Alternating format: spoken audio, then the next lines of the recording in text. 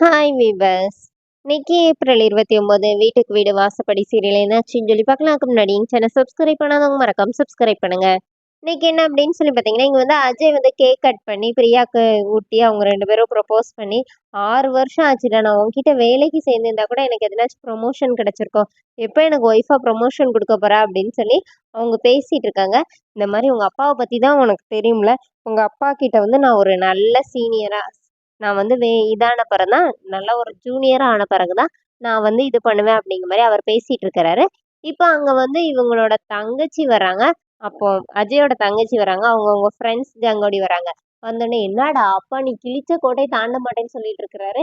நீ என்னடான்னா இங்க ஒரு பொண்ணு கூட ரொமான்ஸ் பண்ணிட்டு இருக்க அப்படின்னோடனே அப்புறமா அஜய் வீட்டுல போய் சொல்லிடுறாரு அப்படின்னோடனே சீக்கிரம் சொல்லுனே பாவம் அவங்க 6 வருஷமாவும் லவ் பண்றனோடனே நீ வந்து அப்போ அவங்க அஜயோட லவ்வர் வந்து கேக்குறாங்க அவங்க தங்கச்சி கிட்ட, "நான் உங்க வீட்டுக்கு நான் வந்திருக்கேன். நான் வரும்போது நீங்கலாம் தூங்கிட்டு இருப்பீங்கன்னோனே" "அடப்பாவி! எப்பன்டா இதெல்லாம் நடந்துச்சு?" அப்படின்னு சொல்லிட்டு எல்லாருமா ஜாலியா பேசிட்டு அப்புறமா எல்லாருமா சாப்பிட போறாங்க. அப்புறம் அஜயோட தங்கச்சி அவங்க எல்லாருமே அங்கிருந்து கிளம்பிடுறாங்க.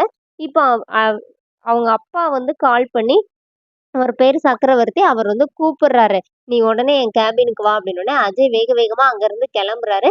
இங்க வந்து அவருக்காக வெளியில நெறைய பேர் வெயிட் பண்ணிட்டு இருக்காங்க. இப்ப சக்கரவர்த்திய பாக்குறதுக்கு நேரா அஜய் உள்ள போனோனே, "என்ன நெனச்சிட்டு இருக்க நீ? இந்த மாரி என் பொண்ண கல்யாணம் பண்ணா அதுக்கு வந்து ஒரு இது வேணும். பணத்த விட திறம தான் ரொம்ப முக்கியம். ஆனா உனக்கு வந்து நீ வந்து எனக்கு மருமகனா வரக்கூடிய திறம உனக்கு இருக்கான்னு" சொல்லிட்டு அவரோட சட்டைய பிடிச்சு ரொம்ப இதா திட்டுறாரு. "நீ எந்த தைரியத்துல இந்த மாரி என் பொண்ணு பின்னாடி சுத்திட்டு இருக்கிற?